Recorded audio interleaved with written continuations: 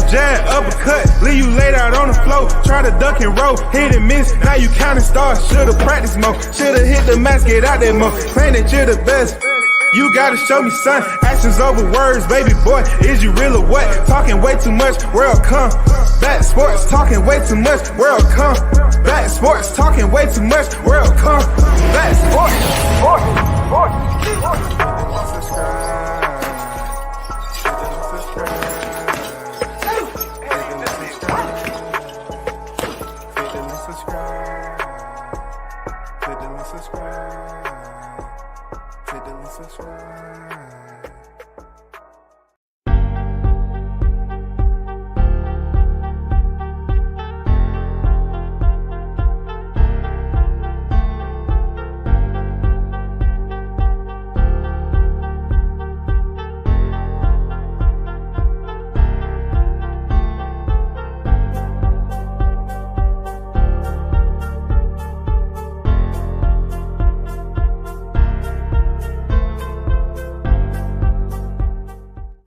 Shout out to the hottest chat in the MFing game.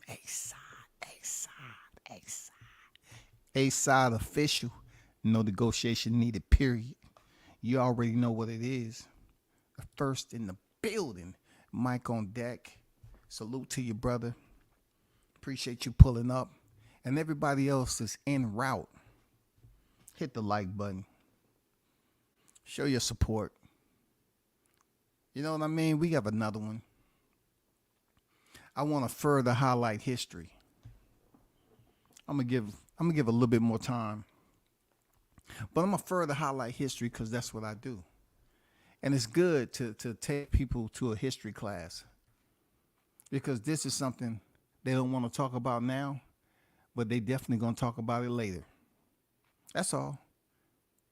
You have a bunch of entitled boxing fans that want it their way or no way at all. And see, WCS is here to enlighten them that they ain't getting shit except what they got July 29th. That's it. That's it. You have to remind grown adults that they don't get everything they want. And then sometimes they believe just because they didn't get what they wanted, they feel like they should take it out on other people. They should find ways to validate themselves as to why they feeling the way they feel. You was a hater. That's why you feeling the way you do. Shout out to Team Crawford, man. Title, Modern Day Villain. I believe this is fitting for a fighter that changed and shocked the boxing community. This fight right here will be talked about 10, 15, 20, 30 years from now. It is. It's that important of a fight. And I'm going to tell you why.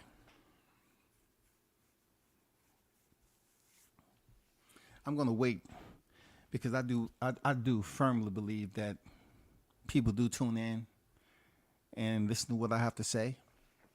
You know what I'm saying? English is my first language, and I try to go about it in a way that's fitting to my personality. You feel me? So when I'm talking about a topic like this, it needs to be more people in the building because that's what it is. You know what I'm saying? The more listeners, the more messengers that's out there that can pass the word and, you know, get it out. You know what I'm saying? Spreading the word is positive. You know what I'm saying? Especially if it's coming from WCS.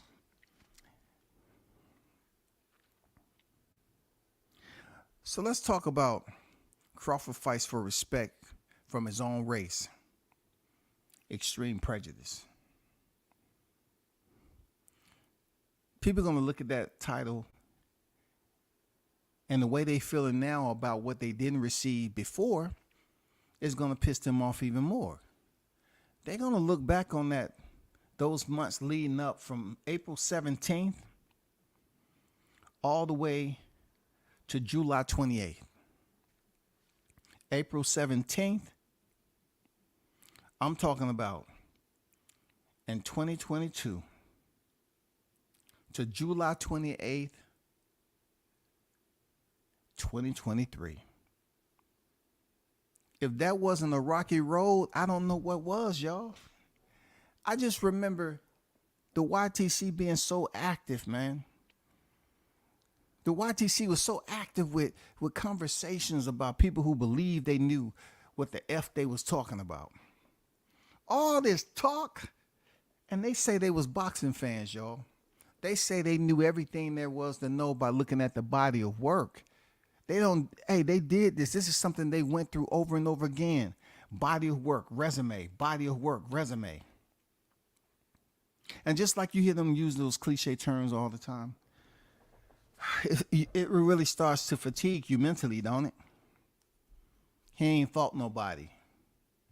You know what I'm saying? He ain't fought nobody. He ain't fought nobody. These are people who say they're hardcore boxing fans. And I used to tell them, you're not hardcore combat sports fans. That's why my name is World Combat Sports, because I understand combat sports in general, and I do understand there are moments out there where you should read a little bit more depth, and you should, expand your knowledge to other combat sports, so you won't just situate yourself in boxing all the time. Looking at resumes, y'all treat resumes quite differently than mixed martial arts and Muay Thai. You know what I'm saying? In BJJ, they really don't care about records. You know what I'm saying? They really don't care about records, and that's a sport that don't test like that for performance enhancing drugs. That's real talk. So imagine you have fighters that's on pads going in there grappling. You have these scrawny freaking kids that look like nerds in freaking school, wearing glasses like Mikey Musamichi, if I'm pronouncing his name correctly. Michael Musamichi. He's a grappler that I've been following. I mean, I'm like, this dude look like your nerd, but he is lethal. And then, not to mention, Guy Ficker, one of the young teenagers I had the opportunity of covering. He's went on to be a champion. I mean, looked like an innocent kid, but freaking lethal on the mat. Why I'm bringing other combat sports into the equations is that there's a problem with boxing when it comes to, you have all these so-called experts, these unlicensed boxing coaches, you know what I'm saying, unemployed life coaches.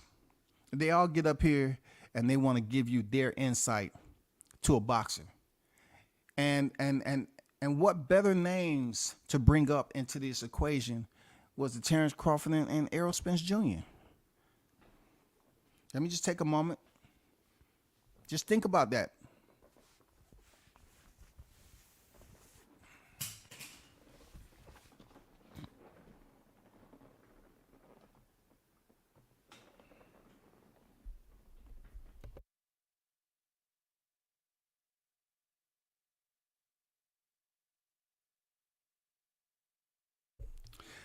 So, I know I've spoken on this topic several times already. Shout out to Casanova.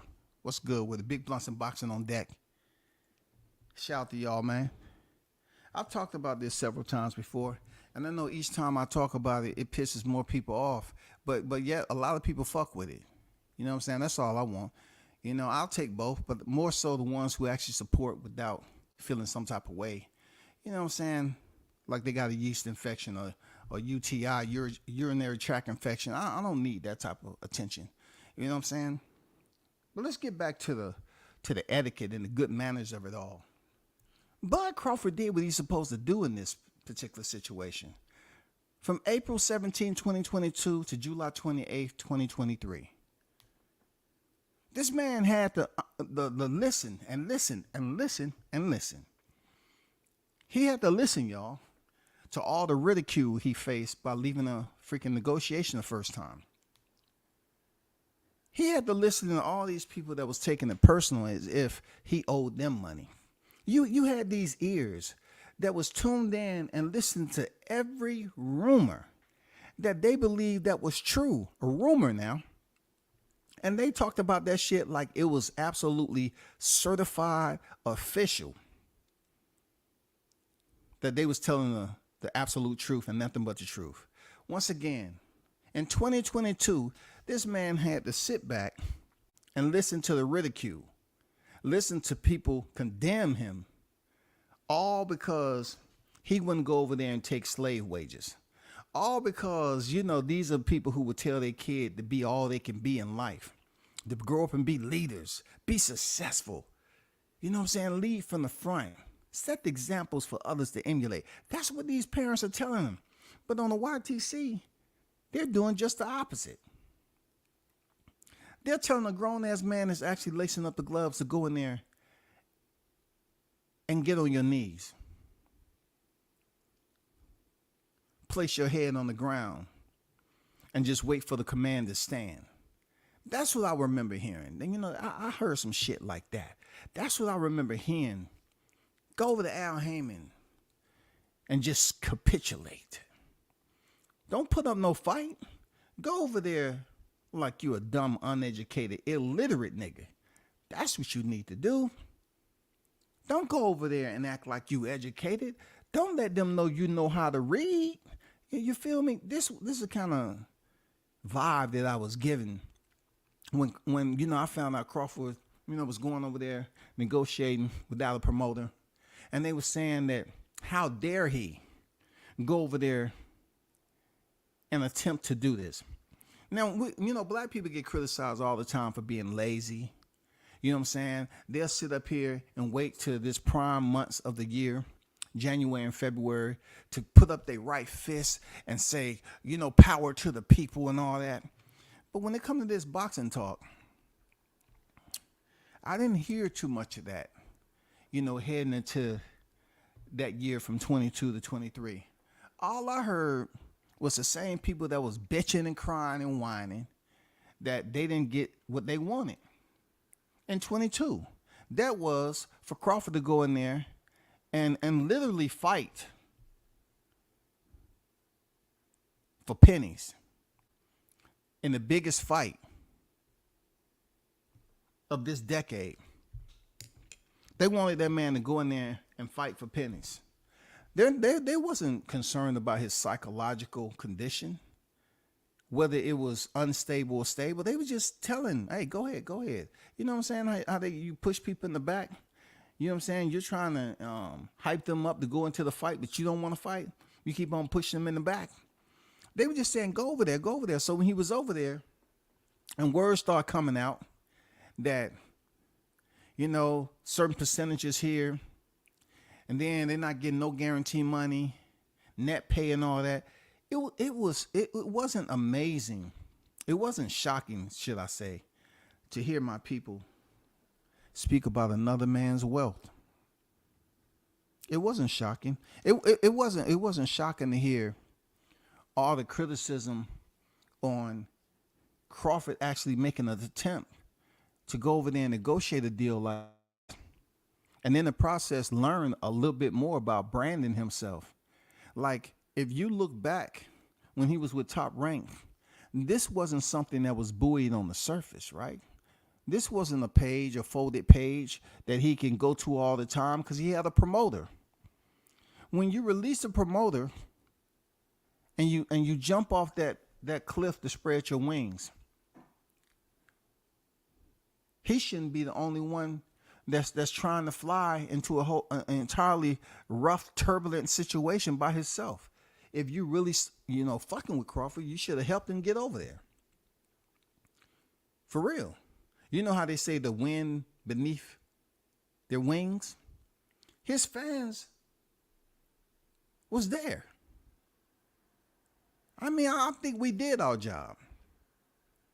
But for those of you who was looking and down there with a bow and arrow, and you was waiting for him to fly in to PBC, I guess you missed the target because he made it.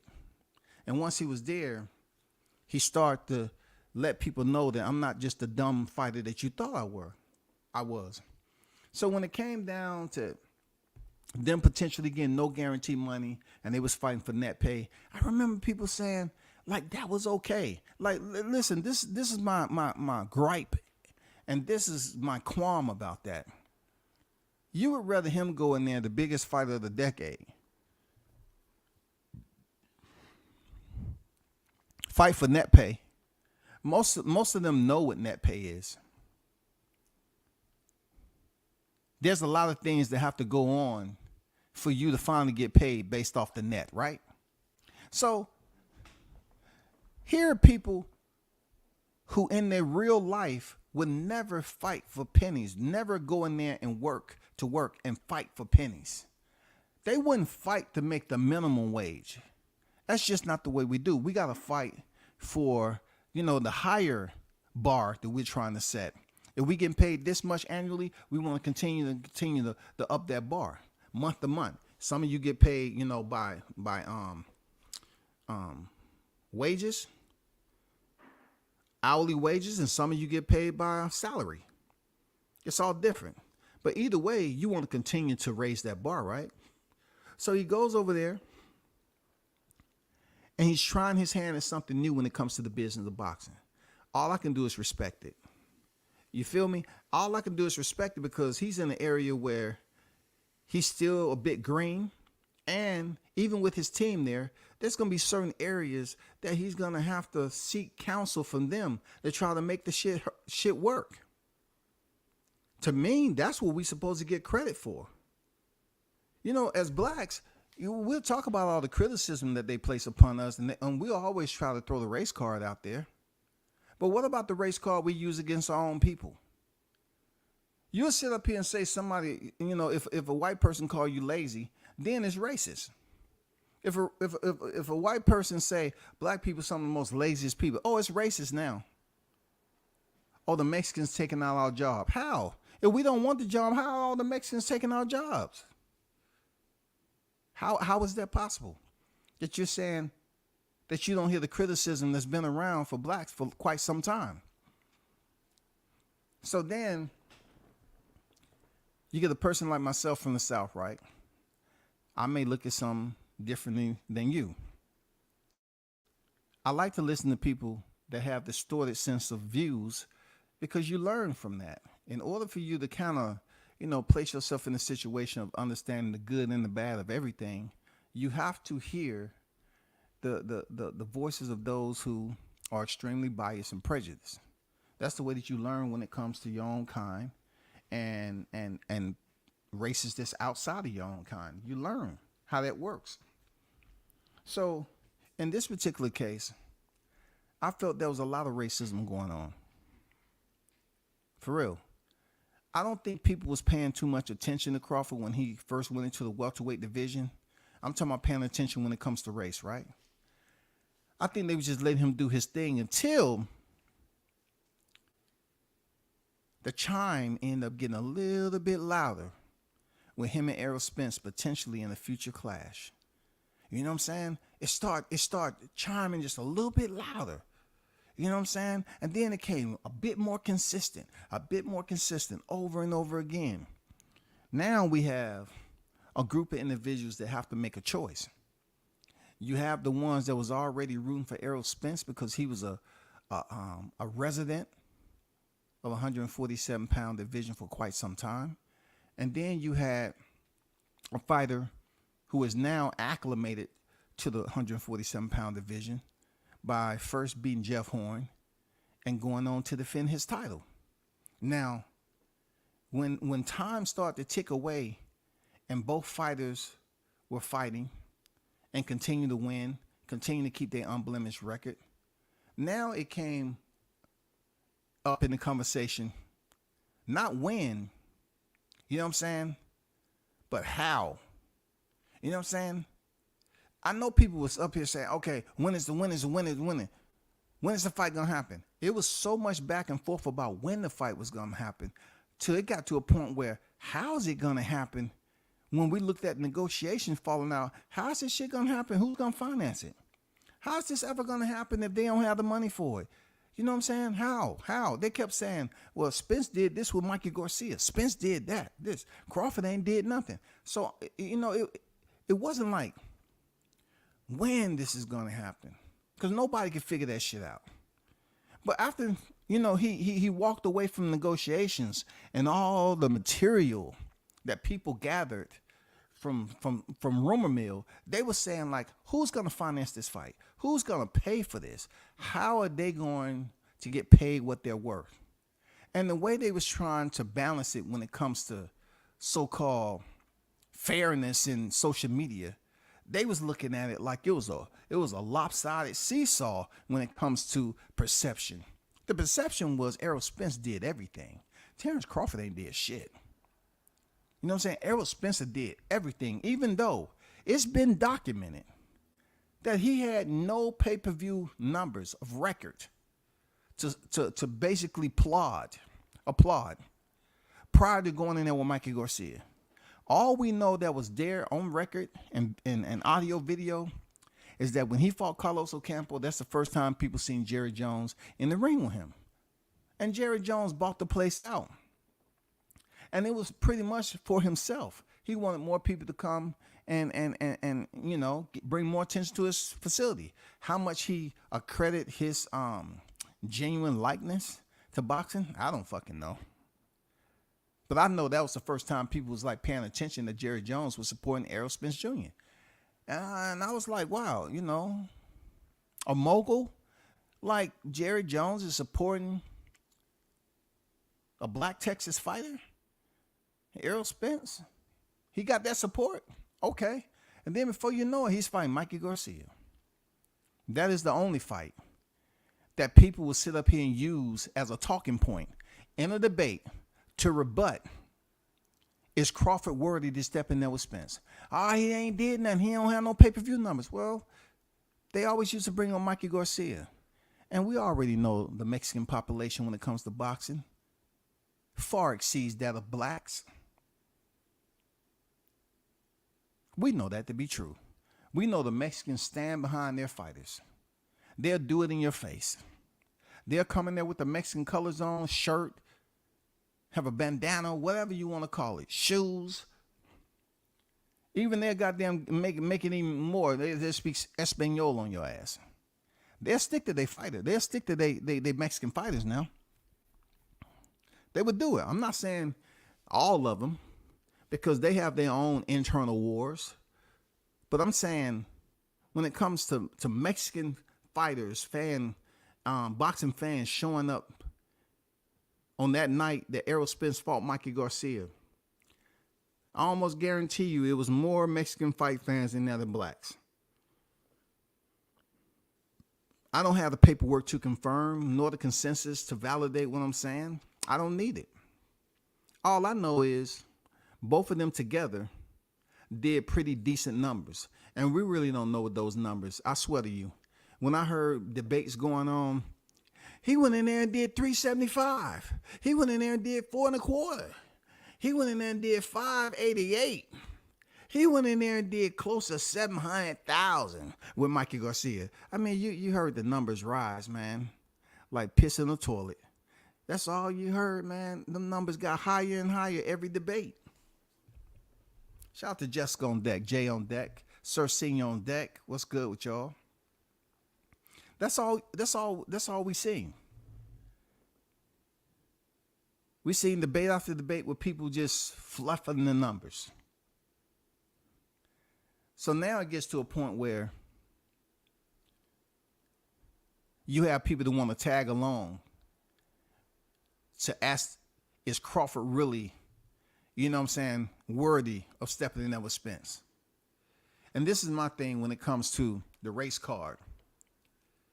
I can't understand why his own people have taken to go through extreme measures when they barely even knew this brother 3 or 4 years ago, 5 years, 6 years ago. They barely even knew the brother. But unfortunate for us as content creators, the primary ones that was out here pushing hate and vocalizing false propaganda and running a smear campaign of Crawford was his own people, blacks. Yes, indeed. It was us. My people. It was us. And they found no shame in it. These are people who sit up here and, like I always, put their kids into it. They'll sit up here and gives a long lectures, telling their kid how to go out here and be something great and special. You know what I'm saying? Be a leader from the front. Go out there to change lives. And look at them out here on the YTC, spewing propaganda and agitprop, vilifying Crawford for going in there and doing what a fighter's supposed to do. If by chance you felt the way you did in 2022, I get it. He walked away from negotiation and went and fought David Avanesian. The aspersions that I heard coming from my people and the way they lined him up and put him as target practice, going in there to Black Prime. I mean, you would have thought, you would have thought he was a different race. You would have thought that Crawford was white and called the black content creators all Negroes. Oh, I hate those colored people. You would have thought he did that. The amount of hate that was down raining down on him for just going to fight another fighter until they get it right. And in the aftermath of it all, that was a good decision. My question is, why they didn't apologize? Why you didn't come back and apologize to this cat? You was talking all that bullshit about him. Why you didn't come back and apologize? No, they didn't come back and apologize when word had got out that there was going to be a fight announcement. Not the bogus fight announcements that was supposed to happen July 4th. You know what I'm saying? August, September, October, November, all those fake fight dates. I'm not talking about that. I'm talking about when 23 hit and it was rumored that a fight date was going to be announced and Errol Spence and Terrence Crawford was in talks.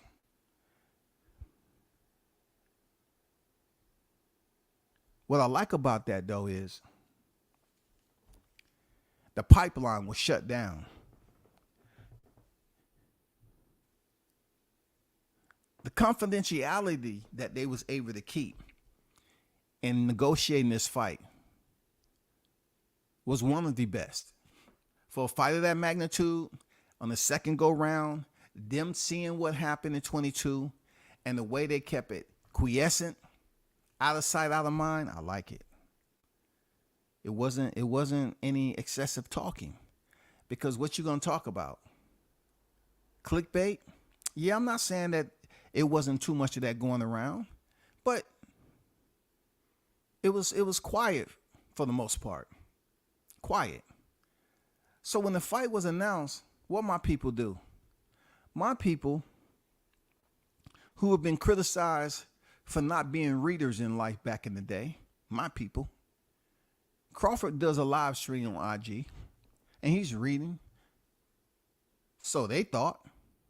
And they saying he's reading off flashcards, as to say he was stupid and ignorant, as if to say he didn't have an education, as if to compare him to a typical boxer who just goes in there and know how to, let his hand communicate with a left, right, left, like it's Morse code.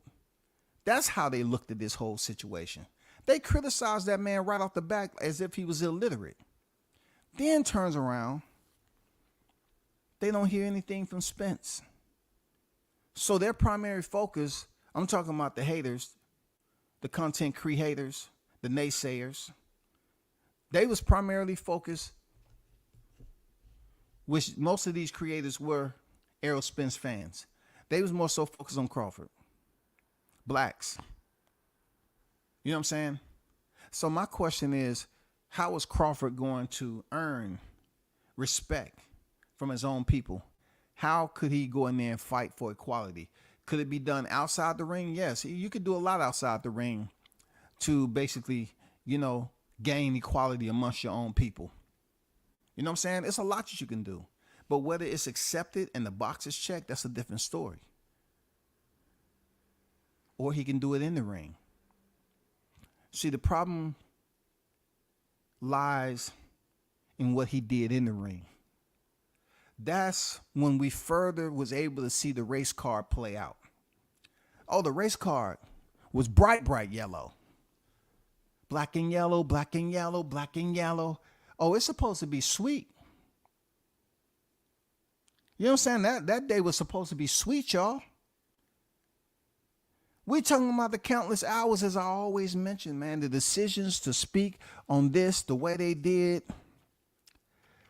to go out there and put all the time and effort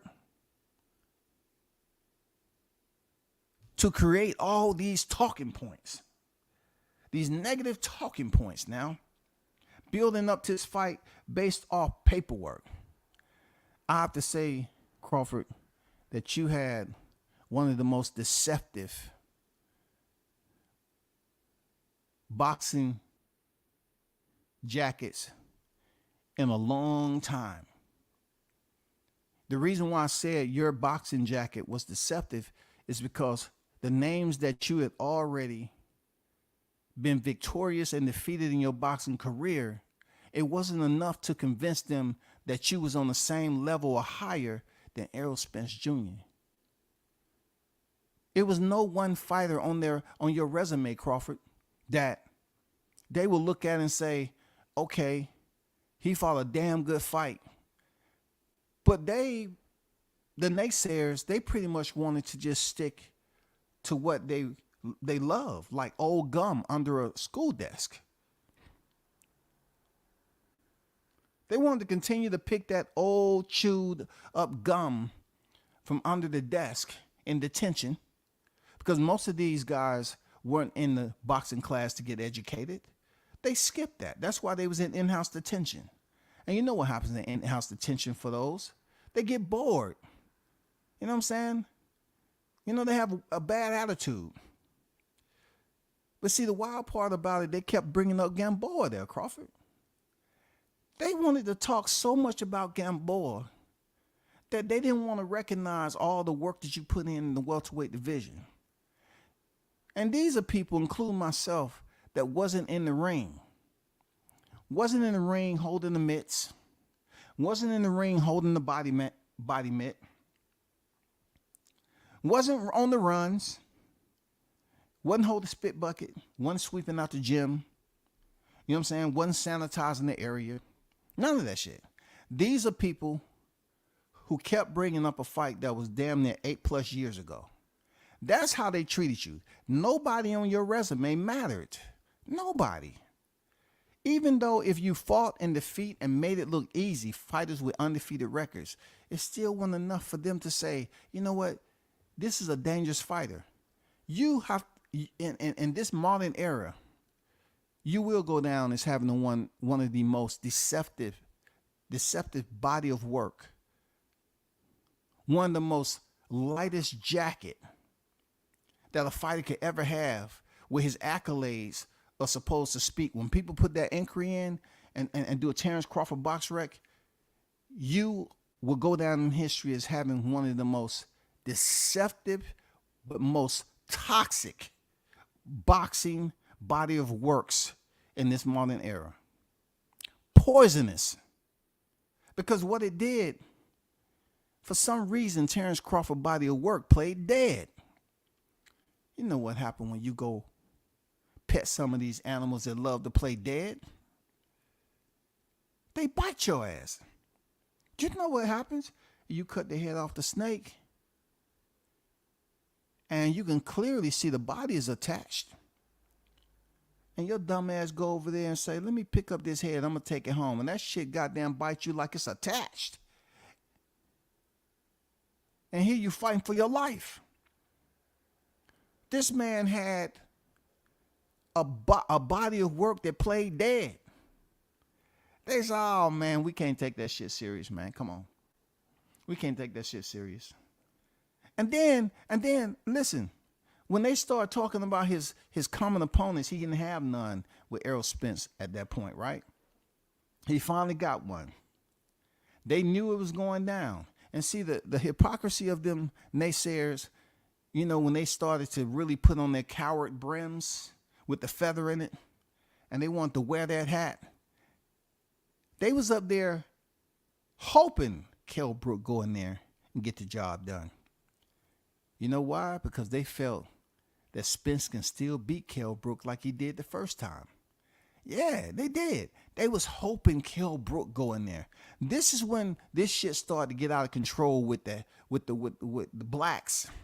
These black content creators just trying to find any word possible to bleed out Crawford heading into these damn important fights.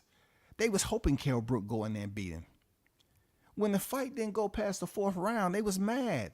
So what they do? They started to build up more hate. That was their consignment, y'all. They wanted to continue to talk hatred upon this man as if he wasn't giving you what you look for in the sport of boxing. He was giving you everything you look for. I mean, I'm talking about hardcore, diehard boxing fans. This is what they gave. This is what they wanted to see. They wanted to praise a fighter for doing just what Crawford was doing. But when it came down to him getting it done, they treated him pretty much like he was on the plantation because he was going in there against a popular fighter. If that ain't some freaking contradiction, you know what I'm saying? This could possibly go down, and I know it's hard to say, in this type of language, but this would be considered somewhat like social media bullying. Like they have the opportunity to have their voice heard, and the characters that they type into a sentence or para, whether you press send on IG or Twitter or Facebook, or even make a post on the YTC, it's still going to do a circulation. It's still going to get people's attention. You know what I'm saying? That's just the way it is. But you're talking about a fighter who they wanted to fight a common opponent in Spence because they said Spence can whoop everybody on Crawford's record. He got that done. And then in between Kell Brook and his next opponent, what did they do? They went out here and started building up the next smokestack.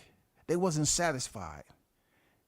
Now they wanted to run another damn smear campaign. This is the wild part about it. When it came to Crawford, who was formerly undisputed, they were saying he don't deserve to step in there. He ain't did enough in his career. But yet, they trying to get Boots up in here. It's the same shit they did with Errol Spence. He was the more popular fighter. Boots ain't the more popular fighter. It's just Crawford is a more hated fighter. He's the black pariah. That's what Crawford is to a lot of his content creators.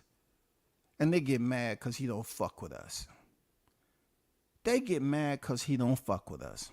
Now, I will say this. Crawford only responds to negativity on Twitter most of the time. You know what I'm saying? That's what he chooses to do. And since he's made that clear, that's why more people try their best to get a response out of him. That's all. They want that response so they can say, "Oh, blessings to your family and your wife. Blessings." Much. Man, get the fuck out of here. You up here doing goddamn smear campaigns on this man every day. And then when he finally respond to you and say your mom swallowed you, you up here, "Oh, blessings, champ. Nothing but blessings, champ. I didn't mean anything, champ. I wish you and the missus best in your family." Man, get the F out of here, bro. Extreme prejudice. The race card.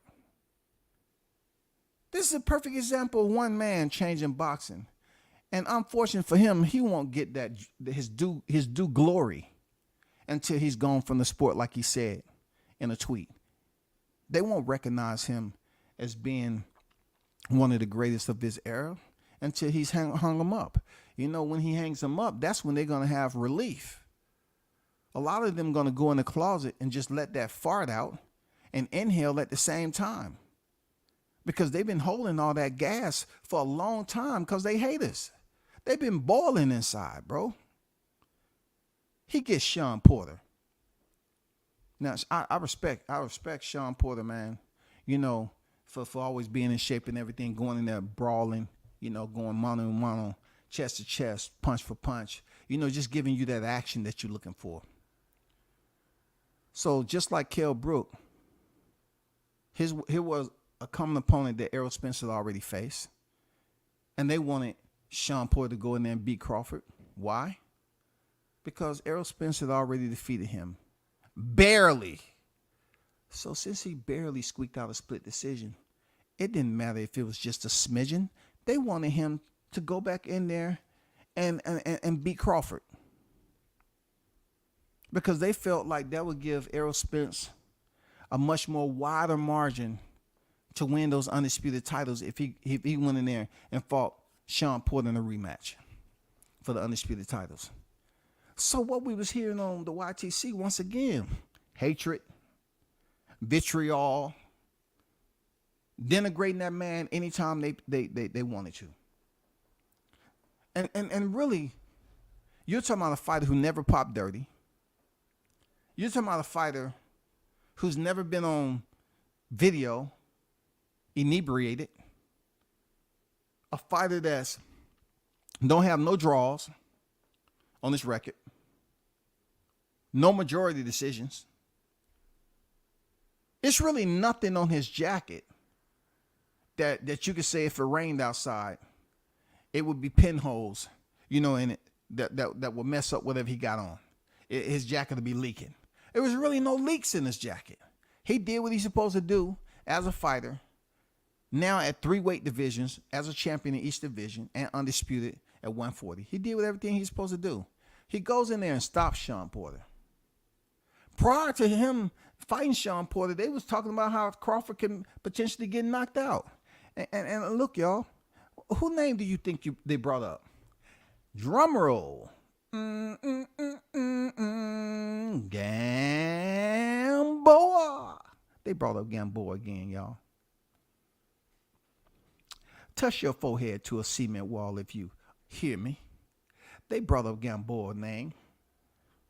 Touch your forehead up against a brick wall one more time. If you feel a trickle of blood, then it's deserving. Because that's just absolute stupidity. They brought up Gamboa's name again.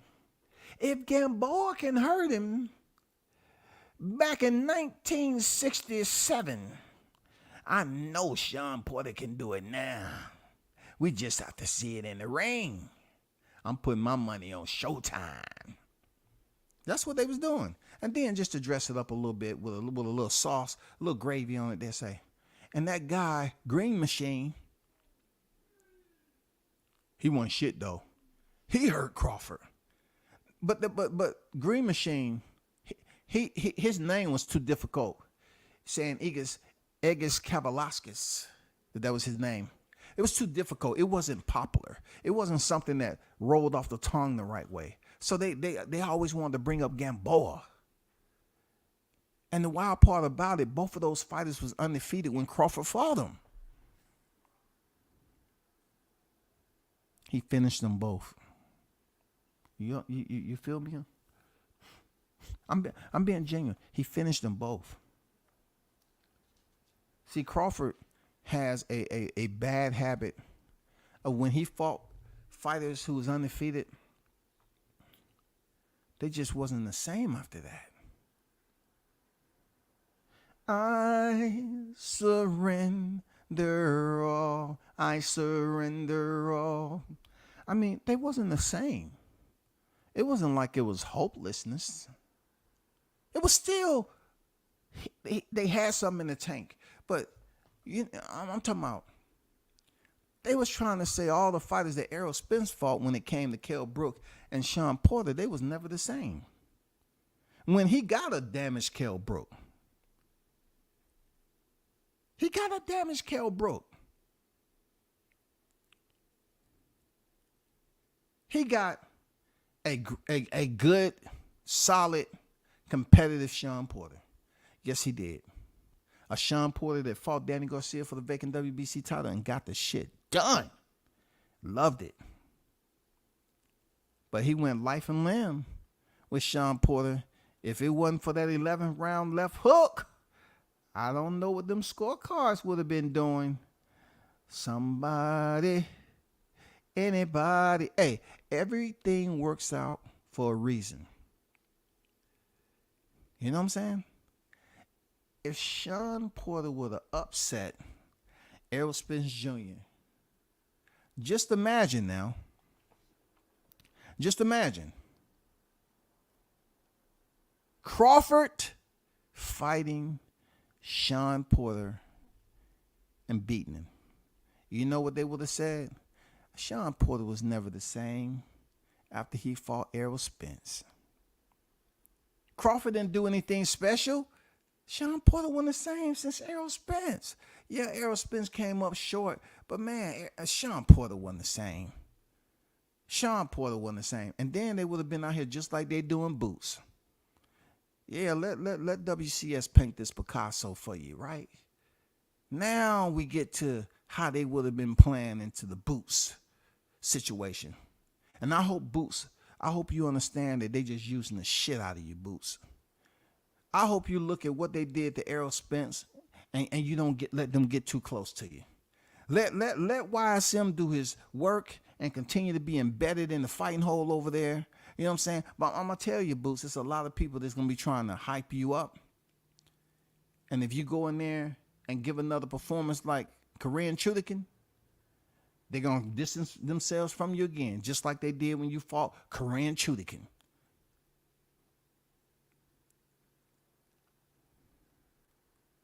They're going to be trying to push you there, Boots. But Crawford went in there. And if Shawn Porter would have beat Errol Spence, they would have gave Errol Spence all the glory in losing effort.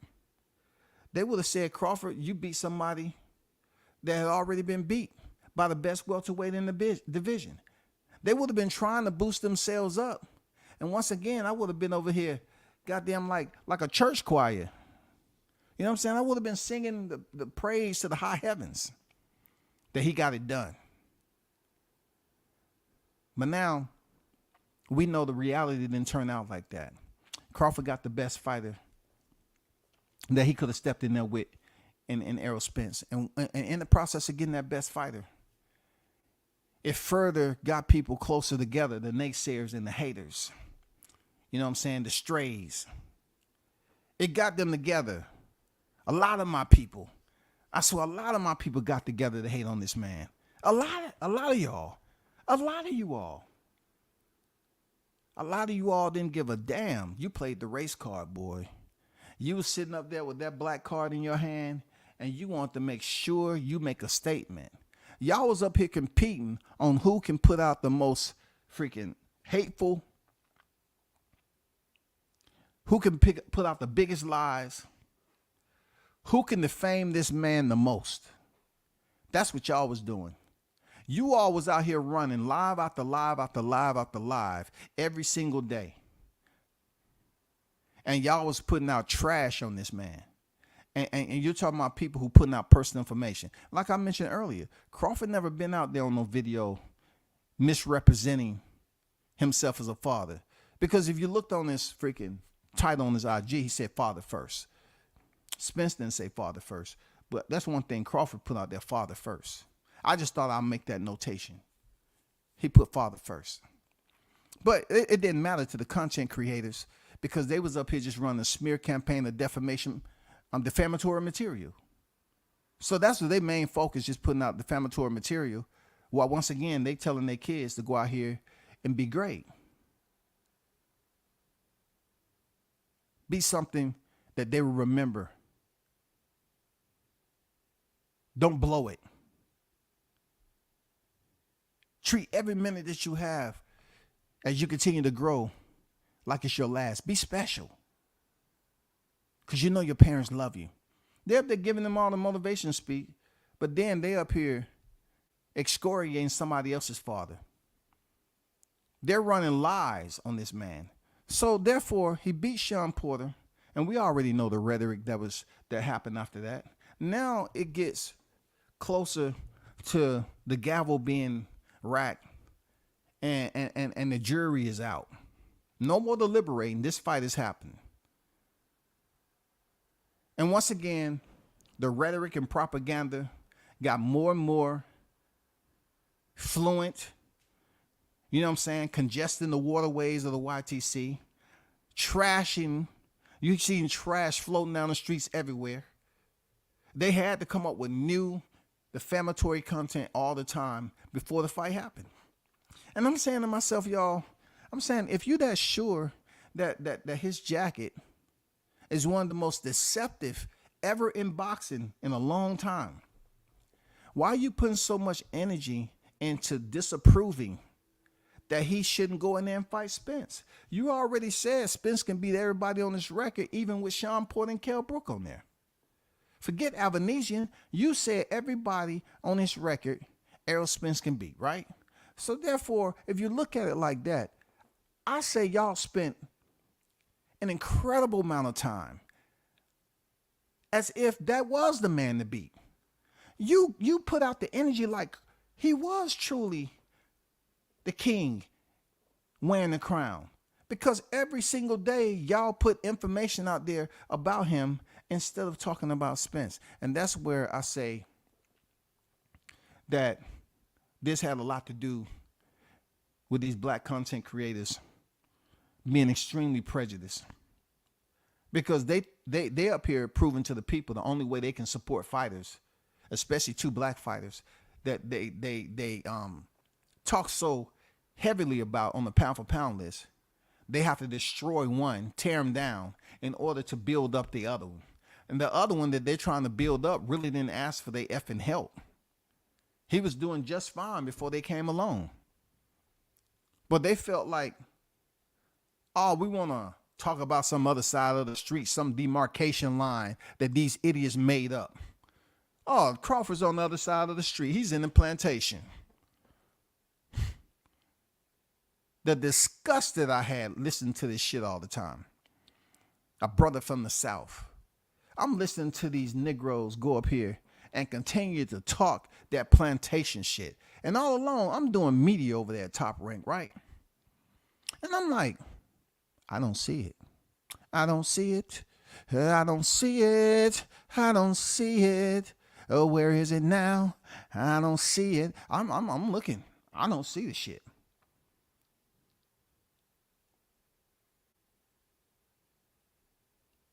I'm just saying, I didn't see it. But they sitting up there talking about plantation, Top Rank Toby. These are my people, y'all. These are my people. Being as prejudiced and racist as they could be in this particular matter. These are my freaking people. They treating this man like the very people they supposedly vilify. These are going to be the same people in February tomorrow. Oh, man, I love it. They up there telling their kids, okay, I'm going to come to your school event. You know what I'm saying? Black History event. They having at the school, and they're going to be up there clapping. Oh, this is so, man, this is touching my heart. They talking about Black History. Oh, man, we've been through so much. I just want one of them people to say, oh, you've been through so much. That's funny. In a strange way, of course, that I've listened to some of your content, and you're a pretty hateful individual. I've seen some of the bullshit you put out there on one of my favorite fighters. This is not the time. This has nothing to do. Yo, this is the perfect time. You up here at a Black History event, up here showing your black ass, and you up here acting like, oh, now it's different. This is a school event. We're talking about Black history. We're talking about what blacks have been through, what we struggle from, all our civil rights.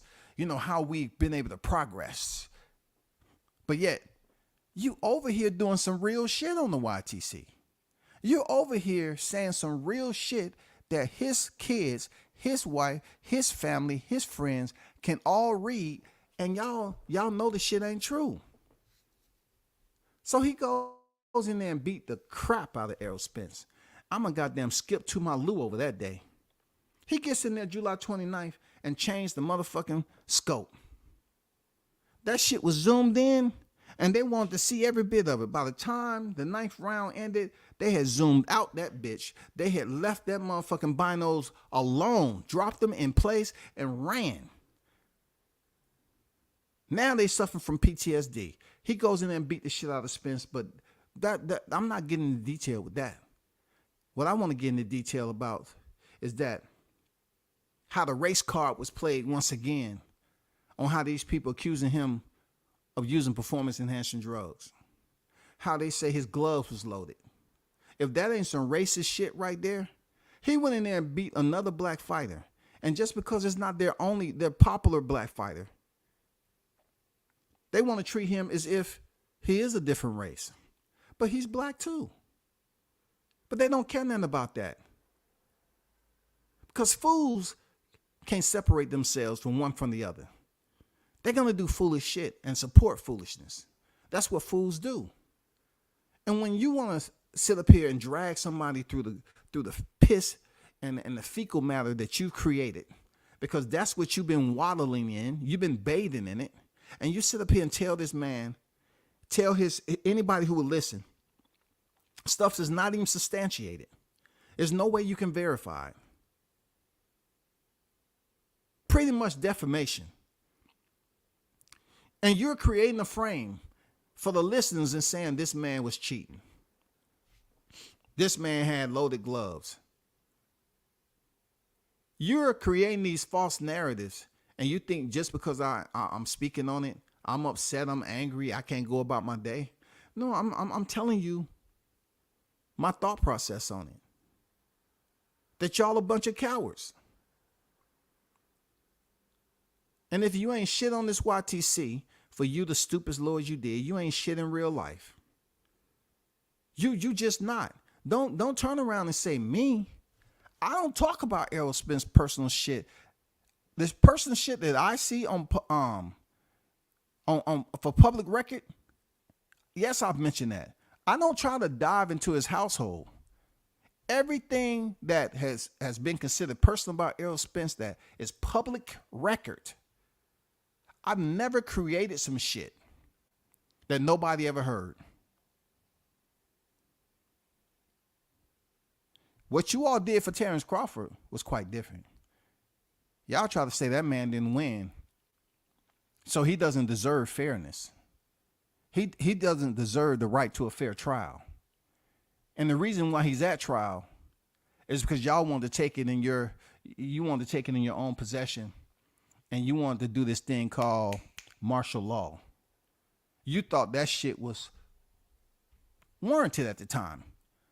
No, martial law doesn't consist of a bunch of haters getting together and saying, let's call all out rampage for the fighter, the unfavorable fighter that we didn't want to win. Not only did he win, did he not win? I mean, not only did he win, but he won in a fashion that separated himself from whatever result that you thought that was going to happen. You thought it was going to be much closer. It wasn't even close. It wasn't even anywhere near that shit. So the man went and did what he's supposed to do.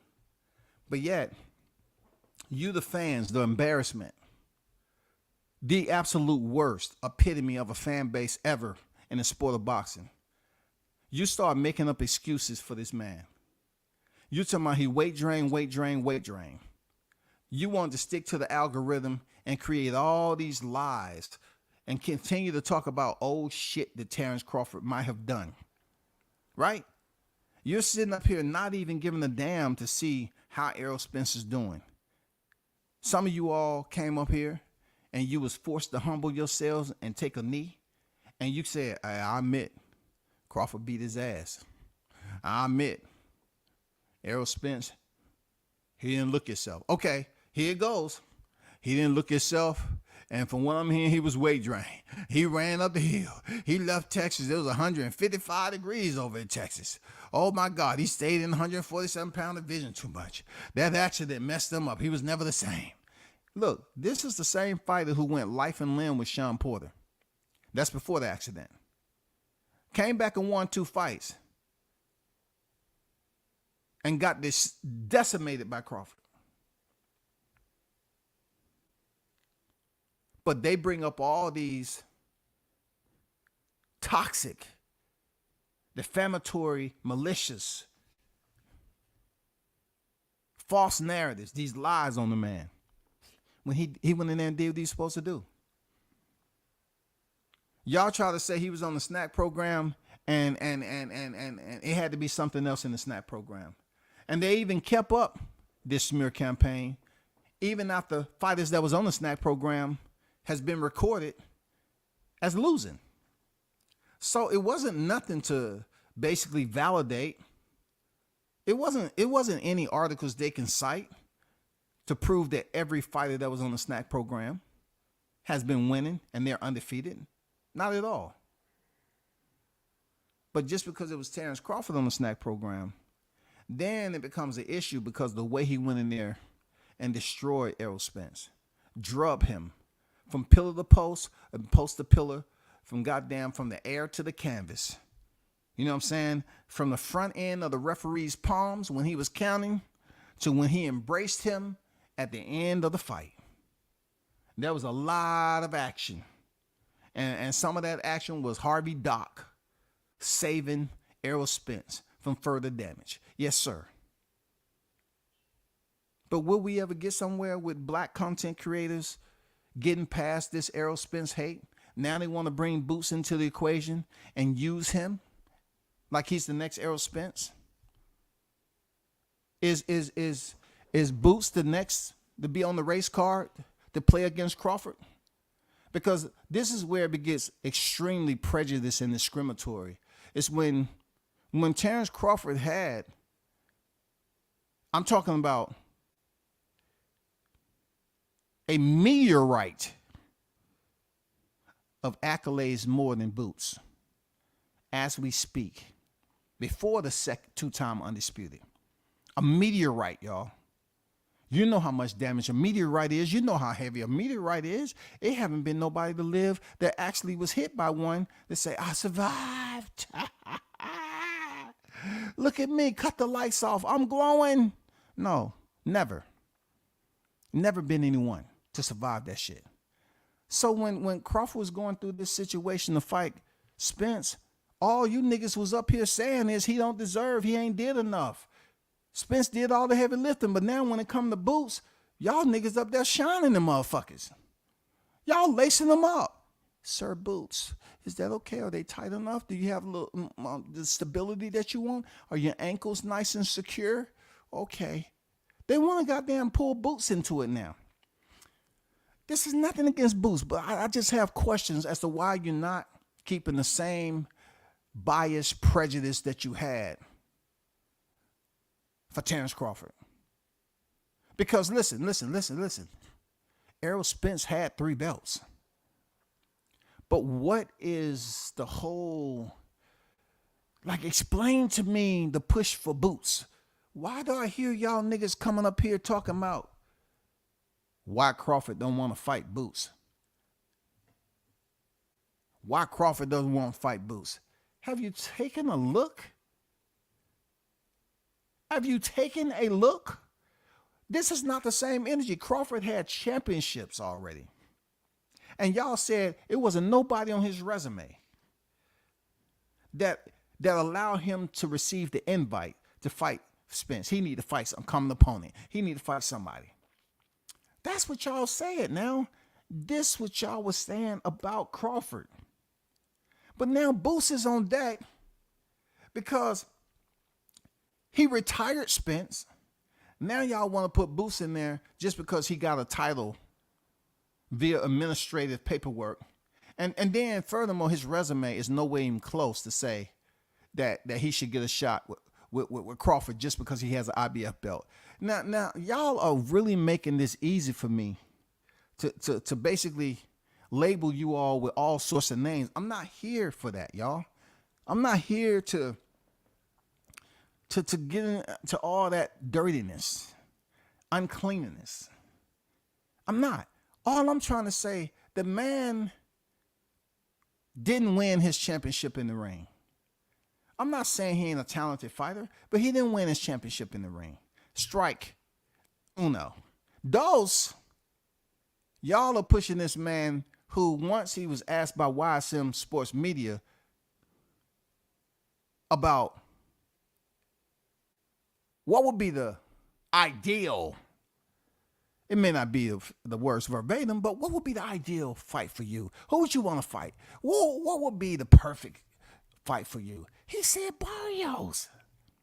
This is a man who was in the WBO rankings and then absolutely did a leapfrog over to the IBF. Because they felt at that time it would set them up. You know what I'm saying? It would set them up to jump out that hatch and pull that parachute and land right in there for that damn undisputed defense by Errol Spence Jr. Not even knowing that there was no parachute in the pack. There was no parachute in the pack. You know what I'm saying? It was nothing. Crashed and burned. Spence no longer had the titles. Nash Crawford. Crawford said he's a theater fighter. Why can't y'all respect that? Why don't y'all see it like that? Because y'all knew everything about Crawford. He ain't did no numbers. He ain't never did no pay-per-views. Errol Spence doing all the heavy lifting. They love this one. Crawford moving funny. He bad for business. Bad for business. Moving funny. Moving funny. Top-ranked Toby. I'm going to break him like Kunta. This, that, and the other. Right? Y'all had all these labels. But now y'all looking Jello pudding soft. Applesauce soft. Rotten egg soft. Y'all niggas up here saying you hardcore boxing fans and you up here, why Crawford don't want to fight and boots. Just because you have a title don't mean your jacket says that you have the medal. Where's the combat medal at? Who did you fight for the title? How can you all be putting all this aside? No, that's bias, bro. That's freaking prejudice right there. How can you be putting all the criticism you had for Crawford fighting a unified champion and then turn around and get behind a champion that received this title via administrative logistics, and then his resume. His resume, y'all.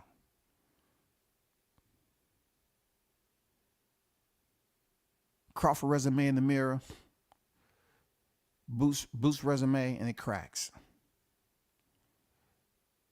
You put Crawford resume in the mirror, it gives you a absolute crystal reflection on somebody who put in work. A champion in each division that he campaigned in. Boots, that motherfucker cracking. That mirror will probably goddamn say, you better off calling Candyman twice. Don't do it 3 times. He'll show up twice. Cause you fucking with me. I can't sit up here and look at that resume like that. You might as well just call Candyman 2 times. He'll show up. And then, you know, you and him can, you know what I'm saying, talk it out. But right now, I can't do shit for you. That resume right there, You see what you did? I got cracks all in me. I'm just being honest, y'all. Don't be mad at me. I'm just saying, overall, when it comes down to this discrimination that we witness, it's still going on as we speak. Now they want to use Boots, man. And Boots is young enough. He's going to do great things in the sport, man. But right now, I got Crawford over Boots. Would I want to see the fight? I wouldn't mind. Do I believe he should go in there and fight a fighter that's in the same position as Canelo Alvarez? No. Because y'all niggas ain't pushing people to go out there and fight Canelo Alvarez and damn defaming Canelo. This was the first man that would become 2-time undisputed before Canelo Alvarez was able to. Terrence Crawford was undisputed before Canelo Alvarez was in 168. And y'all don't want to give that man his flowers? Or y'all want them all to be black? Roses. I get it. You know what I'm saying? Because you can't stop racism in a day. You know, people don't really like talking about it when it becomes amongst our own people. They want to sit up here and say that don't exist. Oh, it absolutely exists. It absolutely exists. The reason why people don't talk about it as much because they don't give a fuck. Let them hurt themselves. Yeah, go ahead. Don't get involved in that. Let them hurt. They want to bash Crawford. Cool. Bash him. That's not our fight. They sit on the outskirts and look and listen. Look and listen. They don't care. They say let them go in there and fight each other. They can do the dirty work. Go ahead. Look, you're sitting up here making a fool of yourselves, bro. You dumb Errol Spence. You know, y'all niggas talking about he was weight drained. He come out with an eye injury. Now it's Boots. who clearly said Barrios and Stantionis. He clearly said that once he received the belt, he said, I told him once I get the belt, it's over. Once I get the belt, I'm stepping on him. Stepping on who? Like, dude. Jerron, man, you a good dude, man. Real talk. Don't take this is boxing shit, bro. But dude, you said once you get the belt, it's over. What was over, man? You having a belt? You become a super champion? Was that you not being a super champion? Was that what was going to be over? You not being a super champion? Now you're a super champion. That ordeal is now consummated. You're a super champion. I mean, what was going to be over? You said you was going to step on him. You sent that out. But when presented with the question from YSM Sports Media, and shout out to Jamil, he asked you the perfect question, and you said Barrios and Stantionis. And then when it came to you mentioning Bud, you said that other guy. I can't respect that, bro. I can't respect these dudes getting behind you and not holding you accountable. They held Crawford for freaking doing shit. Oh, man, he stay in the gym all the time. Man, please. He gonna overtrain himself. Oh, man, he did all that faking. Talking about he was training and shit like that. But Bomac can't train no fighter, man. That 140-pound dispute, that shit long time ago. Man, Errol Spence about to take that shit, man. Don't, please. The shit go down all bad. All bad, y'all. I don't think really Crawford understood the way he felt inside about proving himself all his life. I don't think at that point in time he gave a damn about extending that fight longer than it should. Real talk, I don't think he gave a damn. I think every bit of criticism that he has sponged up, you know what I'm saying? All the freaking splinters that he had on his skin from people just damn talking ill about him. You know, putting out malicious content about him. He took it out on Spence in the worst way you can do in the professional arena. He blasted him, y'all. He changed that man up. He blasted him. And his fans, so-called fans, have now banished him. And now they're trying to bring in the next young fighter that's up in that weight division. And all I'm doing, I'm sending out a message to you, Boots. Don't fall for the okie doke, bro. These racist individuals you're dealing with is going to treat you the same way. That's all. If you choose to go up here and want to fight Barrio next, for whatever reason, because that ain't a common opponent of Crawford, I don't know which direction, what GPS coordinates you're using, brother. How do you get closer to the tarmac in Omaha? Look, you man, I just don't understand where you're trying to fly to, Boots. Like they trying to sit up here and say they want to be the wind beneath your wings, Boots. But what they doing, they trying to put goddamn tree sap on the motherfuckers and prevent you from goddamn flying for a distance. No, we just talking that shit, Boots. Now we put a little bit of a tree sap on the end of your feathers, so you're gonna only have enough to drop down right here. And we want you to stay far away from Omaha, okay? While that tree sap dry up and peel off, we're going to put you in here with Barrios, El Azteca. Okay, stay away from that Omaha monster because you're young and Crawford ain't going to be at that division long there, Boots. Okay? So let him. He getting older, Boots. This is the perfect time for you to attack, but not yet. It's still dangerous. Still dangerous. Okay? We don't need him getting his title back, Boots. Them mugs up there giving Boots favor online, and they giving him warnings offline. You know what I'm saying? I swear to God, man. You know what I'm saying? Their deity does not go unnoticed. I swear to you, y'all. Don't fall for it, Boots. I'm telling you, man, stay away from them racist freaking content creators, bro. They would drain you out. They would drain you out. They act like they fuck with you, but look why they fucking with you, Boots. They steadily trying to put you in the picture frame with Crawford. They're trying to push you up there, when they didn't push Crawford up there to fight Spence. And Boots, you're smarter than that. You and your pops are smarter than that. You're smarter than that shit, bro. They just trying to use y'all just to freaking live vicariously through Errol Spence.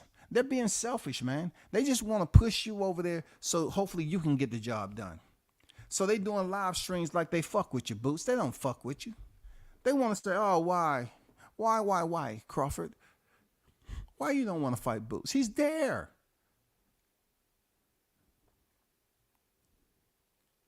But they're not up here advocating as to why Canelo Alvarez won't fight David Benavidez. You know what I'm saying? They won't push that fight.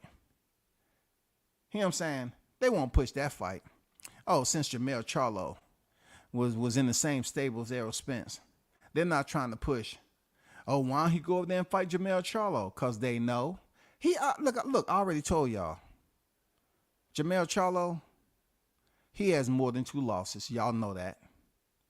Jermell Charlo has 4 losses. In my Cat Williams voice, you know I am telling the absolute truth. Jermell Charlo has 4 losses. Didn't he lose to Tony Harrison? Yes, he did. Indeed, he did. I am not lying. I'm telling the holy truth. Who else did he lose? He lost to Canelo. We all know that. Wasn't even close. But WCS, let me ask you this. You say he had 4 losses. Maybe 5.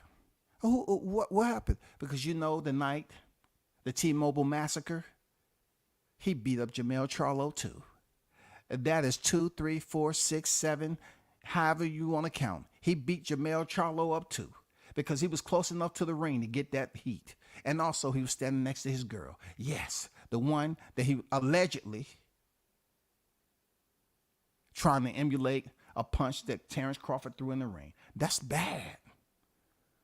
I always put it out. That's bad. Y'all not trying to push Crawford to go up there and fight Jermell Charlo? Y'all don't want that smoke? 2 of his belts are gone already. Tim Tszyu got 1, and then he vacated the IBF. Y'all ain't telling him to go up there and fight Jermell Charlo because y'all don't think Jermell Charlo can get it done, but you think Boots, you betting on Boots to get it done? Y'all need to make up your mind now. You know what I'm saying? You know, prejudice seems to cloud people's sense of judgment. And what we see here on the YTC is an epidemic. Y'all are disgrace to a fan base. Remember, I told you that. You are a disgrace to the fan base. One of the most pitiful fan bases ever. The way y'all treated Errol Spence Jr. talking about Terrence Crawford. One of the most pathetic fan bases ever in the sport of boxing, y'all. For them to support a fighter who they say was their popular fighter, they man down all these hashtags that he couldn't live up to. They left that man out there to dry. They wanted to talk more shit about Crawford, who was opposite of what they would teach their kids. I'm talking about they want to support a fighter who was opposite of what they would teach their own kids to be. And they would say, oh, man, that's wrong, you bringing in kids. I'm not bringing in kids. All I'm doing is generalizing it. If Crawford is a good family man, that's not good. If he's respected when he's walking through public and you don't see him with all this security, even though Steven Nelson is pretty close in proximity, so you might consider that freaking security. I don't test the waters if you want, but I'm just saying you don't see him walking around with all this security. He pretty much that guy. You almost seen him snatch up Derrick James by his collars and have his feet dangling. I'm just saying he's a different type of dude, right? Bring his mother to the fights. Diddy James say, tell her don't bring her dancing shoes. Oh my God, he almost lost his freaking legs, man. That's why he went on a run with All Access. He was trying to run away from it. He said, I fucked up. I ain't gonna do that shit no more. I fucked up. Shit, I fucked up. I ain't mentioned Crawford's mom again. I fucked up. Shit. Let me go out here on the road and act like I'm in shape. I'm just saying, dog. Crawford gave you everything that Spence didn't. Everything that you would tell your kids. Okay, that's be a father, be in your be in your family's life, kids' life. You know what I'm saying? Bring family to the fights. His family was up there on the floor. They wasn't up in the suite getting lit. I'm just saying, y'all. I'm just saying real talk. They was there cheering them on. They was ringside. They was looking. They was witnessing history, y'all. But they hate Crawford. And I say it's pure prejudice and it's internal racism to the black content creators themselves, because they're not just doing and saying shit for boxing. They're putting personal stuff out there about somebody. When you call somebody a legitimate cheater, you're saying as a person, they're what you call a scumbag. You know what I'm saying? They're a scoundrel. You know what I'm saying? They're a malefactor. They're not a good person. He's pretending like he's the best in boxing, but he's cheating. That's what you're saying. You're trying to basically tarnish this whole man's career, what he worked hard for, by putting out false advertisement to the dummies that's in your chat, so they can go around from freaking live chat to live chat talking about, oh, he had loaded gloves. Oh, he's cheating off the snack program. Victor Conte, he went through the balcony. They start trying to tie all this shit together, man. And you see them in real life, them motherfuckers are walking around barefooted. They can't tie shit up. They don't wear, you ask them why they ain't wearing shoes. Why you ain't wearing shoes? I don't know how to tie them up.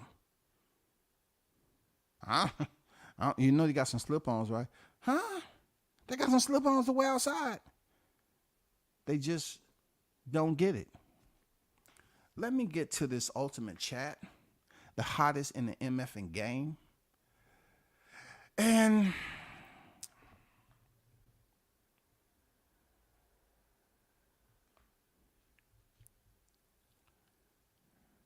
too much ignorance during the beginning of 2024.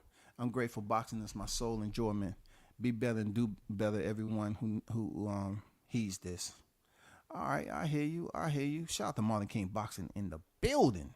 Arnold Brown on deck. Salute to you, man. People, I watched the beginning. It started as a friendly camaraderie between two fan bases and boiled over to Texas and the LDBC channels of states, taking it even further into the most ugly slander. It did fulminate into something, like I said, that was extremely derogatory. I'm talking about extremely derogatory. I know boxers, I always say this, right? I always put this out there, that in boxing, fighters come from all walks of life. The turnstiles themselves have a lot of stories to tell. You're talking about cats that might have got out of prison and confinement, and they fell up in a gym and was able to box and make a living. Some of them did it to become world champions and become something, to create legacy, and other ones did it just for a paycheck.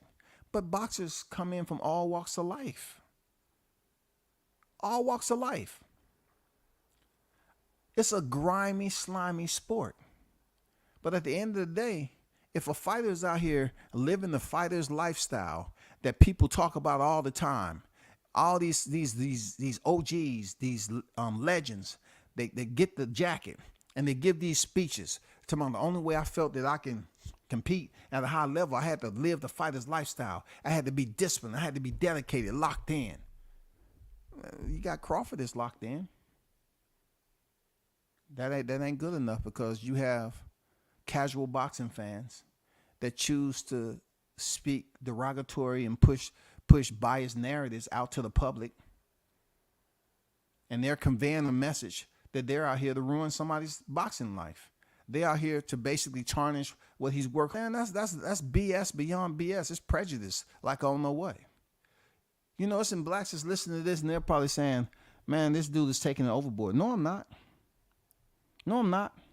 Because majority of the people that was pushing these videos out every single day. You was implying to anyone who would listen that he was a cheater. Not only a cheater, but he had loaded gloves. These are some of the same people, right, that was supporting Errol Spence, but yet they was on here talking about Deontay Wilder getting beat up by Tyson Fury with loaded gloves. So they ran a whole month after month campaign with Tyson Fury having loaded gloves. So why would you place that jacket on Bud Crawford when there's no video? Y'all was up here screenshotting, screen recording Tyson Fury hitting Deontay and say he had a dent in it, all that. And I've been on record saying Tyson Fury a cheater.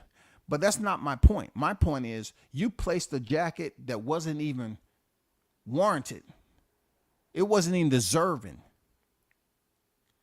It had no relevance with Crawford. And you said the man had loaded gloves and he was a damn paired cheater. The same accusations that Tyson Fury is guilty of, you put false accusations on Crawford. What type of person are you? You're a prejudiced black content creator. You're using derogatory racism to push your narratives out here on another black man. That's exactly what you're doing. When y'all want to call that man a slave, that's racism, y'all. Don't never let nobody tell you any different. That's racism. They want to sit up here and say that man was top-ranked Toby.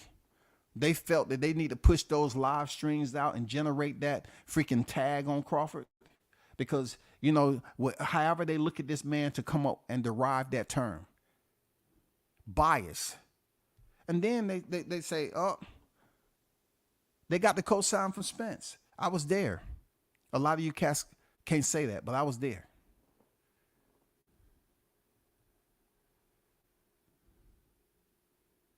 If he felt like he was going to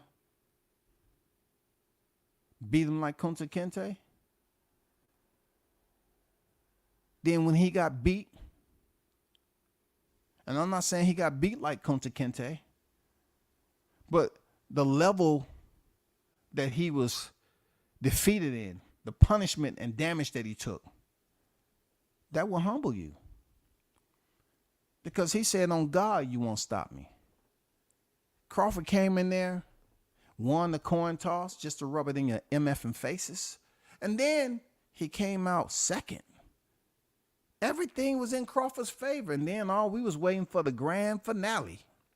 I said, Crawford, if it's one thing I can request to you, is to go in here and make this history. You know what I'm saying? Get the win. That's it. I didn't, you know, I didn't tell him and Bo Mack and his team to say, hey, change history ever. I didn't say go up here and write this legacy in blood. People thought, I'm going to get it back in blood. I'm going to get it back in blood. Shit. You want to talk about somebody writing that damn, that night, 29th in blood with a calligraphy pen? That was Crawford. He wrote that shit in fucking blood, y'all. I swear to you. Listen, I knew it's Vegas, but like I always say, David Blaine or David Copperfield, them two Davids was somewhere in that motherfucker. Because the way that blood started to appear, I said, this is the hocus pocus of boxing. God damn. Medic. Shout out to Boxing Conversation with Reggie Owens. Salute to you, man. What's good? Shout out to the OG Bruce Gas, Boxing Jazz, and more. Salute to you, man. 918 on deck. He said those aerosexual losing their minds, boots, boots, boots. And I'm here to help them understand nobody ain't trying to hear that shit.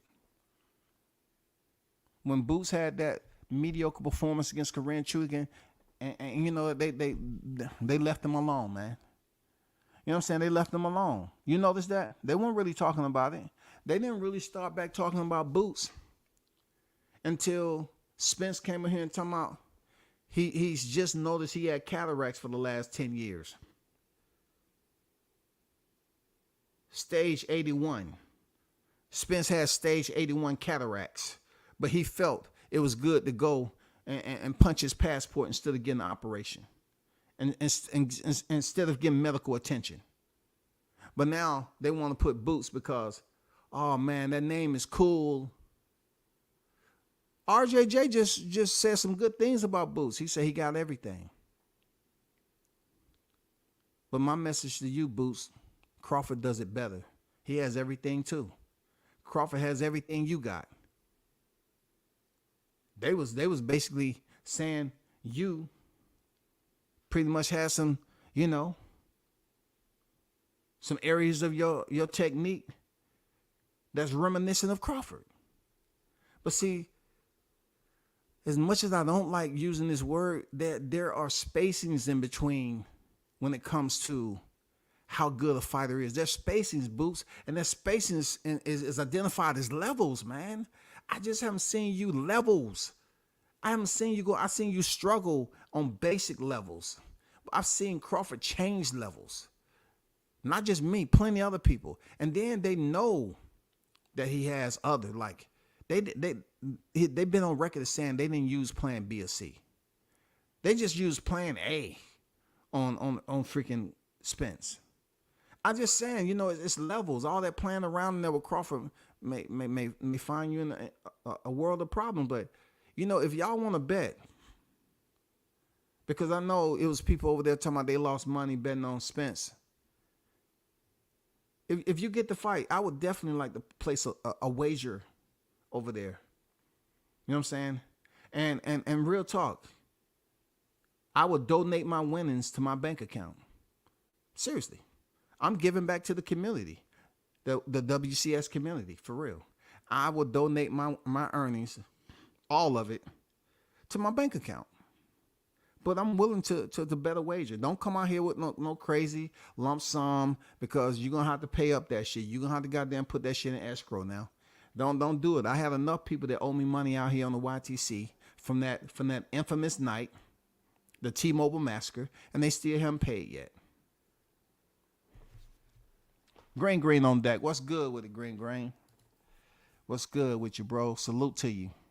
Carlos on deck, man. I see you. My grandmother Mary was an Indian. She said, always think before you speak. So in terms of them saying Crawford had no accolades, that proves the point that made very smart woman a lot of dumb individuals. Is it them being dumb, or is collective group of terms that you can use into one grandiose? You know what I'm saying? Because I think it was more than them just being dumb, man. You know what I'm saying? Like I said, I think they was some prejudiced individuals. Just to have a black fighter, excuse me, just to have a black fighter, and like you said, for all these content creators that was associated with that group to run smear campaigns on Crawford the way they did. That's just not something on social media. That's personal stuff. You know what I'm saying? That's personal shit. It ain't no way around it. That's personal. It's absolutely personal, man. It's beyond stubborn and selfishness. This is hatred. How can you hate somebody that most of these cats haven't met? It was an idiot on here that said that he wanted to see Sugar Hill freaking burn in a car fire, right? But then you're talking about somebody at that point who never really even been in the same room. And then when they was in the same room, Sugar Hill, they want to take a selfie instead of going up there and talking to him. I don't think I ever told anybody this, but I saw Sugar Hill down here in the ATL, and me and him had a and I had to apologize for that statement being made.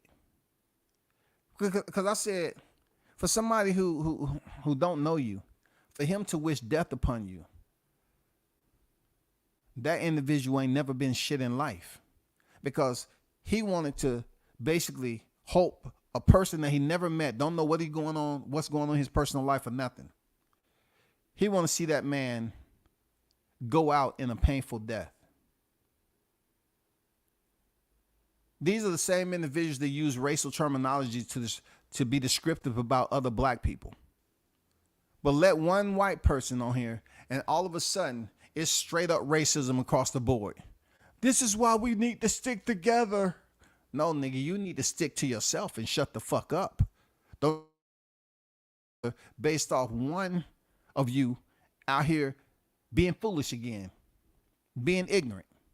And then you want all the rest of the dummies to gather up and congregate so y'all can all talk it out. And hopefully it's one smart motherfucker in there to say, now, how does this all start now?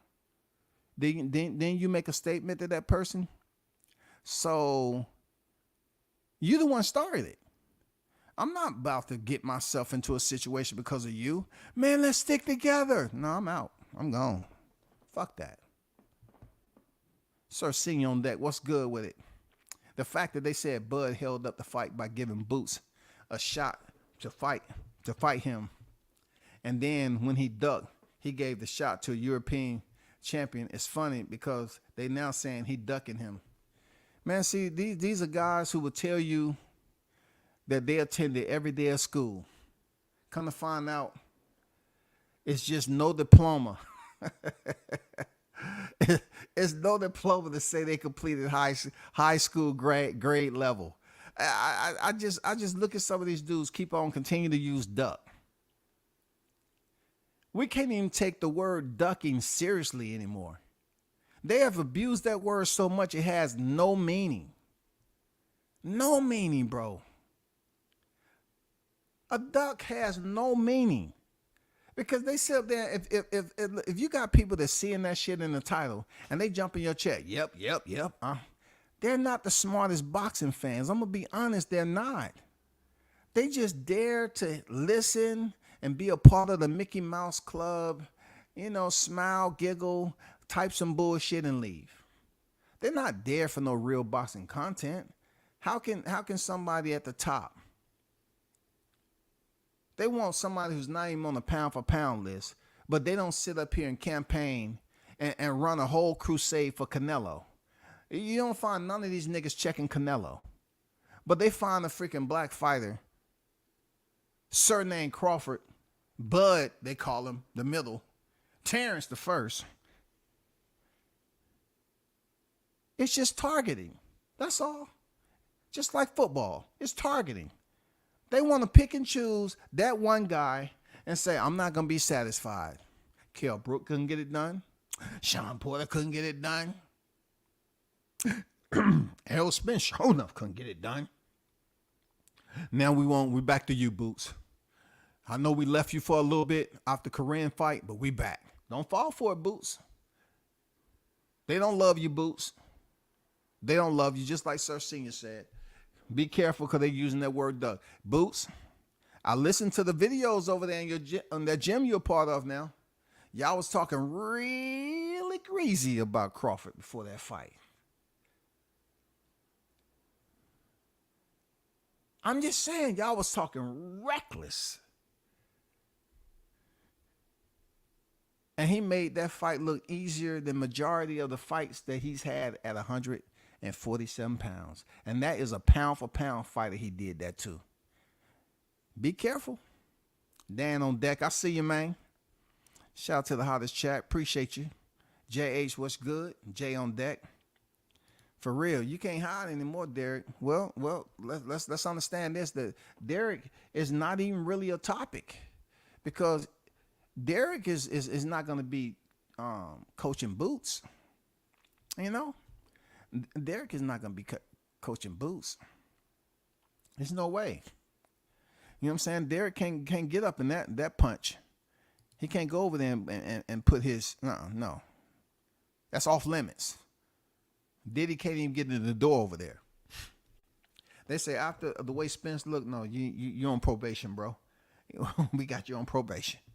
And how you get all the way over here? Don't you have an ankle monitor on? Man, somebody, hey, you need to go get out here real quick. I just want Saint Spence to be held accountable for once by his fans. That's well said. That's well said, Jess. That's kind of where I'm at too with it.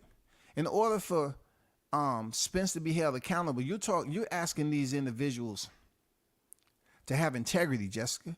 That's what you're asking them. You're imploring to them to have integrity, man. They don't have integrity. They're not mature enough.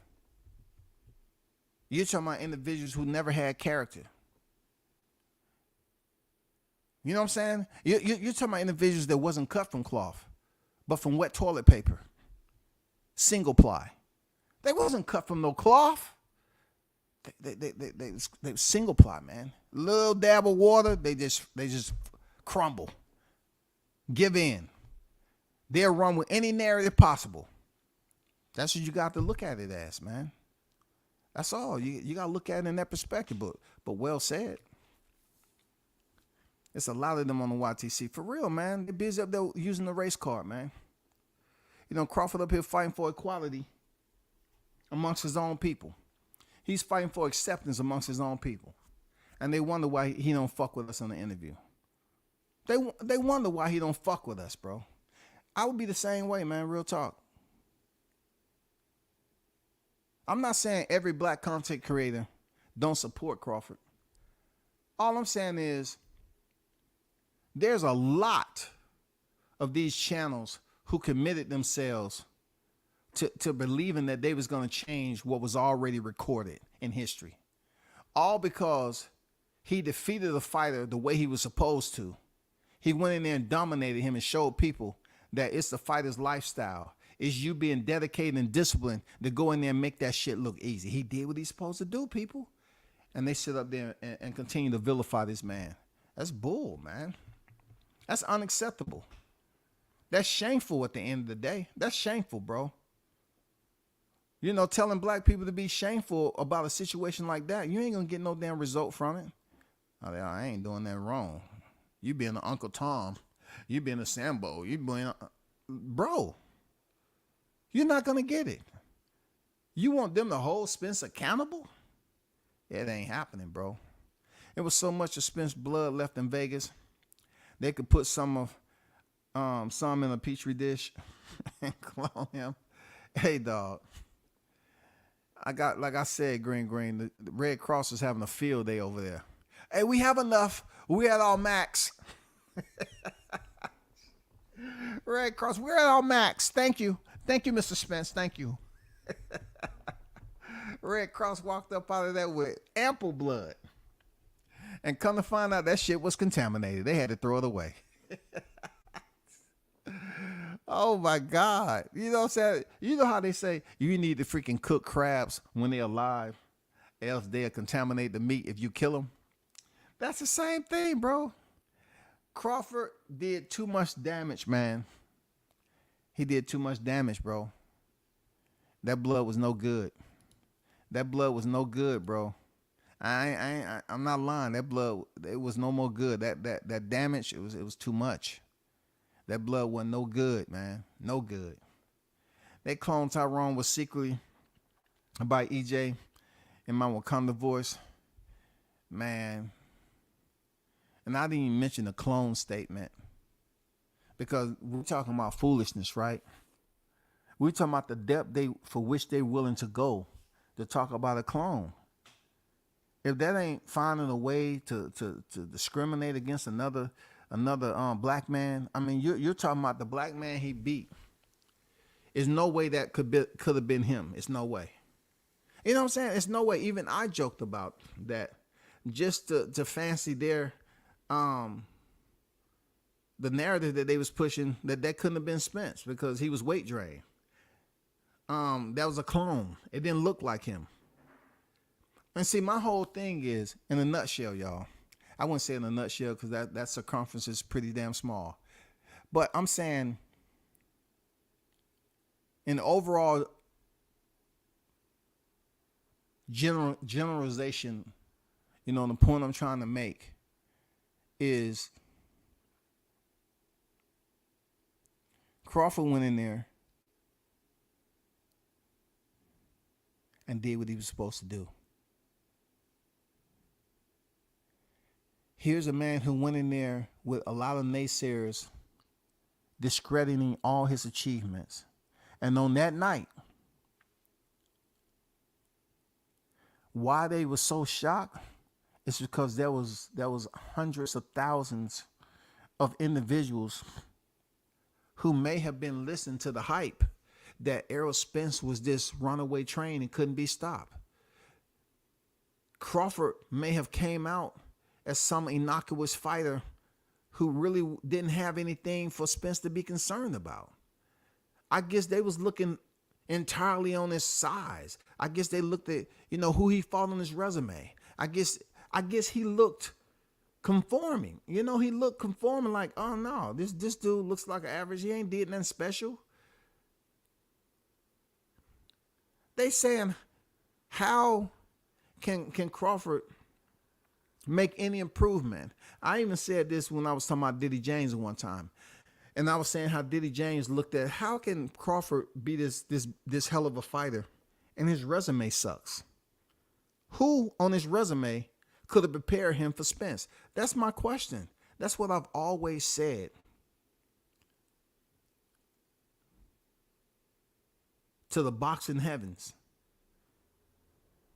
Crawford had no one on his resume in their eyes to prepare him for Spence. But they said Spence could beat everybody on Crawford's resume. So with that type of mindset, that's why the shock value was so high that Crawford went in there and destroyed this man. You're talking about people, how many times that Oklahoma video was shown? How many times, man? Over and over again. Oh, I'm going to stop you. On God, you ain't going to stop me. Oh, when I stop, they're going to say he's been in division too long and he was weight drained. Hey, give it up for the Omaha Nostradamus. God damn it. If Crawford didn't have his thinking cap on that day, because he was absolutely on the mark, that shit couldn't get any more clarification. God damn, he said that shit, didn't he? And he told that man to his face, not behind his back. He didn't tell him behind his back. He said, I'm going to stop you. He said, on God, you ain't stopping me. See, Errol Spence at that time, was unclear to him that he couldn't, it was unclear to him that he could fathom Terrence Crawford stopping him. He just didn't see the intimidation factor there. And that might be a beautiful part of Crawford's style and him being a boxer, because he may not come off as a dangerous looking fighter. You know what I'm saying? He might not provide you with the aesthetics. Like, some fighters look like fighters, bro. Some fighters look like fighters, but I don't know. Crawford may have gave them the impression that, yeah, he talked the talk, whatever. He ain't did shit. He ain't did shit. Nobody ain't scared of him. And then when the shit pop off, it's like, I just don't know what I witnessed right here. No. They start talking to them. No. They turn around and find another content creator shaking their head. Another content creator shaking their head too. They lock eyes.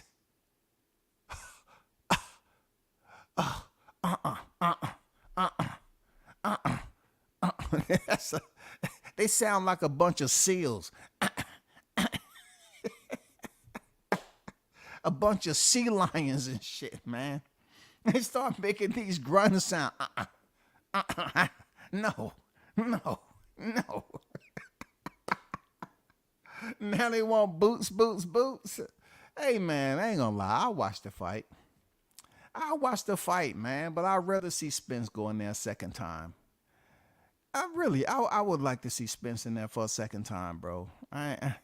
Look, for real, dog. I would like to see Crawford go in there a second time, and this is gonna be a shorter fight than the first. Say I have him here. This would be a shorter fight than the first. But I just want people to be able to have a two-sided juxtapose. That was my own selfish reasoning for having the rematch. I wanted to be able to compare the post-fight photos from the first fight and the second fight, and then put Crawford in the middle. That's all. He was responsible for this shit. That's all. You're responsible. I gotta put the liability on Crawford. I will have to do a side-by-side and put Crawford in the middle. So he's responsible for both. July 29th, 2023, he ripped the hearts out. In 24, he grabbed what was left. People, when I tell you life support, it wasn't enough beds in the hospitals. They still torn to this day, people. But I want to give a shout out to the hottest chat in the MFing game, A-Side Official. Appreciate y'all for pulling up. And y'all do me a favor. You know what I'm saying? If you haven't already did it yet, I would appreciate y'all hitting that like button. We got 32 likes on deck. I would truly appreciate y'all supporting the channel. You know what I'm saying? Continue to support the channel. And rocking out with WCS, man. And this won't be the last time. But my message to those content creators, stop being racist hound dogs you are. Any individuals that's the same shade color of a Negro, right? And you feel some type of way about a race outside of us, saying that about us, but yet you're up here dogging out one of your own for very personal reasons, and you never met him. That's the same thing you would go up here crying about, submitting anonymous letters to the YTC saying so-and-so is racist. See, I look back when I had Rick Glaser on, right? And I did my due diligence. I asked around to these people who were saying, what are you doing? Why are you interviewing Rick Glaser? He racist. So I had to go around and ask. All I want you to do is provide me a screenshot is where Rick Glaser was being racist. That's all. None of them can do it. So when I interviewed Rick, people up here trying to call me names and shit, my people. So I say that to say this, like, we have a bad habit with believing shit that ain't true. And when we believe shit that ain't true about our own kind, we would go to great lengths to tear that shit down, even though we didn't help build it. That's facts. That's facts. So they can get mad all they want and continue to play the race card. But at the end of the day, when you go on BoxRec, the 40 ain't motherfucking changing. That one ain't goddamn changing. And y'all can continue up here to run these narratives, acting like little kids, so-and-so duck. Man, that duck shit is not going to get no damn manager to do anything. See, what y'all should have did is got in contact with the IBF and did it the right way. You know what I'm saying? Put you know, how many boxers had to jump out and either fight their mandatory or be stripped when it came to the IBF? They don't play around. You know what I'm saying? Jermell Charlo hurry up and got off his IBF. Terrence didn't vacate his IBF.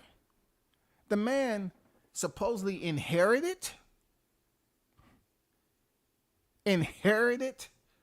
But y'all was up here talking about Terrence don't fight nobody. He don't do this. But how can he inherit it? IBF mandatory when you say Errol Spence was doing everything he was supposed to do. It's no need. That was a rhetorical question. You know what I'm saying? I'm going to let that go. But appreciate that, Jessica. Shout out to everybody who tuned in. And make sure you share the content, especially this thumbnail right here, the race card, because I'm pretty sure people are going to tune in. And like I said, quality over quantity any day of the week. Any day of the week. You feel me? So shout out to the hottest chat in the MFing game, A-Side Official. I'm out. Peace.